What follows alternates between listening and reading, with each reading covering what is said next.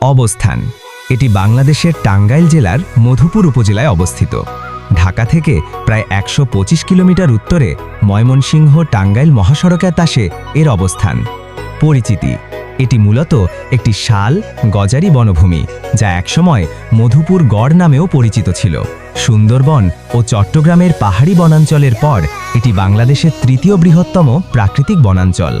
জাতীয় উদ্যান: বনের জীববৈচিত্র্য সংরক্ষণের জন্য এটিকে মধুপুর জাতীয় উদ্যান হিসেবে ঘোষণা করা হয়।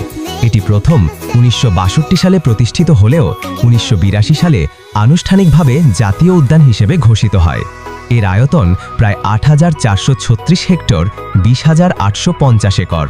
জীববৈচিত্র্য: এই উদ্যান জীববৈচিত্র্যে সমৃদ্ধ। এখানে শাল ছাড়াও বিভিন্ন প্রজাতির গাছপালা, লতাগুল্ম এবং প্রায় ১৯০ প্রজাতির প্রাণী দেখা যায়, যার মধ্যে স্তন্যপায়ী, পাখি ও সরীসৃপ রয়েছে।